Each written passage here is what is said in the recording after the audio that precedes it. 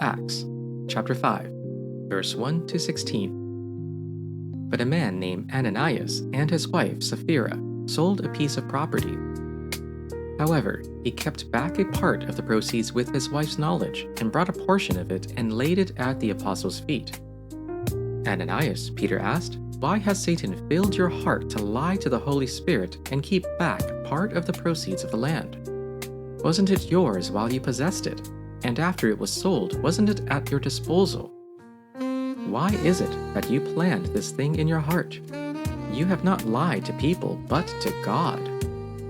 When he heard these words, Ananias dropped dead, and a great fear came on all who heard. The young men got up, wrapped his body, carried him out, and buried him. About 3 hours later, his wife came in, not knowing what had happened. "Tell me," Peter asked her, "did you sell the land for this price?" "Yes," she said, "for that price." Then Peter said to her, "Why did you agree to test the Spirit of the Lord? Look, the feet of those who have buried your husband are at the door, and they will carry you out." Instantly she dropped dead at his feet. When the young men came in, they found her dead, carried her out, and buried her beside her husband. Then great fear came on the whole church and on all who heard these things. Many signs and wonders were being done among the people through the hands of the apostles. They were all together in Solomon's colonnade. No one else dared to join them, but the people spoke well of them. Believers were added to the Lord in increasing numbers, multitudes of both men and women. As a result, they would carry the sick out into the streets and lay them on cots and mats so that when Peter came by, at least his shadow might fall on some of them. In addition, a multitude came together from the towns surrounding Jerusalem, bringing the sick and those who were tormented by unclean spirits, and they were all healed. Esther, chapter 1. These events took place during the days of Ahasuerus, who ruled 127 provinces from India to Kush. In those days, King Ahasuerus reigned from his royal throne in the fortress at Susa. He held a feast in the 3rd year of his reign for all his officials and staff, the army of Persia and Media, the nobles, and the officials from the provinces. He displayed the glorious wealth of his kingdom and the magnificent splendor of his greatness for a total of 180 days. At the end of this time, the king held a week-long banquet in the garden courtyard of the royal palace for all the people, from the greatest to the least, who were present in the fortress of Susa. White and blue linen hangings were fastened with fine white and purple linen cords to silver rods on marble columns. Gold and silver couches were arranged in a mosaic pavement of red feldspar, marble, mother-of-pearl, and precious stones. Drinks were served in an array of gold goblets, each with a different design. Royal wine flowed freely, according to the king's bounty. The drinking was according to royal decree. There are no restrictions. The king had ordered every wine steward in his household to serve whatever each person wanted. Queen Vashti also gave a feast for the women of King Ahasuerus' palace. On the 7th day, when the king was merry with wine, he commanded Mehuman, Biztha, Harbona, Bigtha, and Abagtha, Zethar, and Carcas, the 7 eunuchs who attended him, to bring Queen Vashti before the king wearing the royal crown, in order to show the peoples and the officials her beauty, for she was fair to behold. But Queen Vashti refused to come at the king's command conveyed by the eunuchs. At this, the king was enraged, and his anger burned within him. Then the king consulted the sages who knew the laws, for this was the king's procedure toward all who were versed in law and custom. And those next to him were Karshina, Shethar, Admatha, Tarshish, Meres, Marsina, and Memucan, the 7 officials of Persia and Media, who had access to the king and sat first in the kingdom. According to the law, what is to be done with Queen Vashti because she has not performed the command of King Ahasuerus, conveyed by the eunuchs? Then Memucan said in the presence of the king and the officials, "Queen Vashti has done wrong not only to the king, but also to all the officials and all the peoples who are in all the provinces of King Ahasuerus. For this deed of the queen will be made known to all women, causing them to look with contempt on their husbands, since they will say, 'King Ahasuerus commanded Queen Vashti to be brought before him, and she did not come.' This very day, the Persian and Median women of the nobility who have heard about the queen's conduct will respond to all the king's nobles in the same way.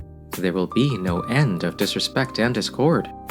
Therefore, if it pleases the king, let him issue a royal decree, and let it be written in the laws of Persia and Media, which cannot be repealed, that Vashti is never again to enter the presence of King Xerxes. Also, let the king give her royal position to someone else who is better than she. Then, when the king's edict is proclaimed throughout all his vast realm, all the women will respect their husbands, from the least to the greatest." The king and his nobles were pleased with this advice, so the king did as Memucan proposed. He sent dispatches to all parts of the kingdom, to each province in his own script and to each people in their own language, proclaiming that every man should be ruler over his own household using his native tongue. Esther Chapter 2. Sometime later, when King Ahasuerus' rage had cooled down, he remembered Vashti, what she had done, and what was decided against her. The king's personal attendants suggested, "Let a search be made for beautiful young virgins for the king. Let the king appoint commissioners in each province of his kingdom so that they may gather all the beautiful young virgins to the harem at the fortress of Susa. Put them under the supervision of Hegai, the king's eunuch, keeper of the women, and give them the required beauty treatments. Then the young woman who pleases the king will become queen instead of Vashti." This suggestion pleased the king, and he did accordingly. In the fortress of Susa, there was a Jewish man named Mordecai, son of Jair, son of Shimei, son of Kish, a Benjaminite. Kish had been taken into exile from Jerusalem with the other captives when King Nebuchadnezzar of Babylon took King Jeconiah of Judah into exile. Mordecai was the legal guardian of his cousin, Hadassah, that is, Esther, because she had no father or mother. The young woman had a beautiful figure and was extremely good-looking. When her father and mother died, Mordecai had adopted her as his own daughter. When the king's command and edict became public knowledge, and when many young women were gathered at the fortress of Susa, under Hegai's supervision, Esther was taken to the palace, into the supervision of Hegai, keeper of the women. The young woman pleased him, and gained his favor so that he accelerated the process of the beauty treatments and the special diet that she received. He assigned 7 hand-picked female servants to her from the palace and transferred her and her servants to the harem's best quarters. Esther did not reveal her people or kindred, for Mordecai had charged her not to tell. Every day, Mordecai would walk back and forth in front of the court of the harem to learn how Esther was and how she fared. The turn came for each young woman to go in to King Ahasuerus after being 12 months under the regulations for the women, since this was the regular period of their cosmetic treatment. 6 months with oil of myrrh and 6 months with perfumes and cosmetics for women. When the young woman went into the king, she was given whatever she asked for, from the harem to the king's palace.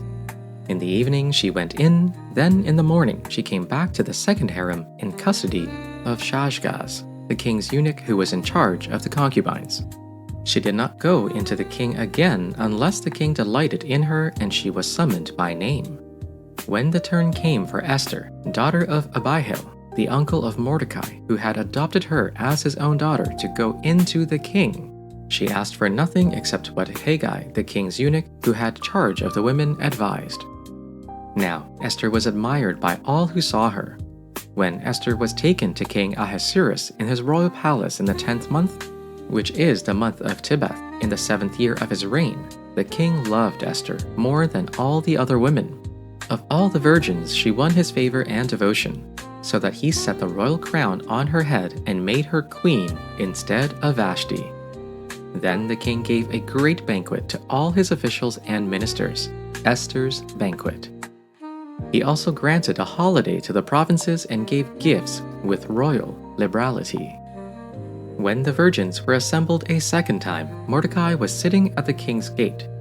But Esther had kept secret her family background and nationality, just as Mordecai had told her to do. for she continued to follow Mordecai's instructions as she had done when he was bringing her up. During the time Mordecai was sitting at the king's gate, Bigthana and Teresh, two of the king's officers who guarded the doorway, became angry and conspired to assassinate King Xerxes. But Mordecai found out about the plot and told Queen Esther, who in turn reported it to the king, giving credit to Mordecai. And when the report was investigated and found to be true, the two officials were impaled on poles. All this was recorded in the book of the annals in the presence of the king. Esther, Chapter 3. After all this took place, King Ahasuerus honored Haman, son of Hammedatha, the Agagite. He promoted him in rank and gave him a higher position than all the other officials. The entire royal staff at the king's gate bowed down and paid homage to Haman because the king had commanded this to be done for him. But Mordecai would not bow down or pay homage. The members of the royal staff at the king's gate asked Mordecai, "Why are you disobeying the king's command?" When they had warned him day after day and he still would not listen to them, they told Haman in order to see if Mordecai's actions would be tolerated, since he had told them he was a Jew. When Haman saw that Mordecai was not bowing down or paying him homage, he was filled with rage. And when he learned of Mordecai's ethnic identity, it seemed repugnant to Haman to do away with Mordecai alone. He planned to destroy all of Mordecai's people, the Jews, throughout Ahasuerus' kingdom. In the first month, which is the month of Nisan, in the 12th year of King Ahasuerus, they cast Pur, which means the lot, before Haman for the day and for the month, and the lot fell on the 13th day of the 12th month, which is the month of Adar. Then Haman said to King Ahasuerus, "There is a certain people scattered and separated among the people in all the provinces of your kingdom. Their laws are different than those of every other people, and they do not keep the king's laws, so that it is not appropriate for the king to tolerate them. If it pleases the king, let a decree be issued for their destruction, and I will pay 10,000 talents of silver into the hands of those who have charge of the king's business, so that they may put it into the king's treasuries." So the king took his signet ring from his hand and gave it to Haman, son of Hammedatha, the Agagite, the enemy of the Jews. The king said to Haman, "The money is given to you, and the people as well, to do with them as it seems good to you." Then the king's secretaries were summoned on the 13th day of the first month, and an edict, according to all that Haman commanded, was written to the king's satraps and to the governors over all the provinces and to the officials of all the peoples, to every province in its own script and every people in its own language. It was written in the name of King Ahasuerus and sealed with the king's ring. Dispatches were sent by couriers to all the king's provinces with the order to destroy, kill, and annihilate all the Jews, young and old, women and children, on a single day, the 13th day of the 12th month, the month of Adar, and to plunder their goods.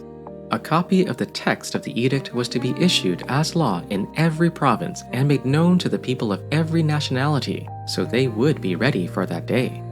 The couriers went out, spurred on by the king's command, and the edict was issued in the citadel of Susa. The king and Haman sat down to drink, but the city of Susa was bewildered.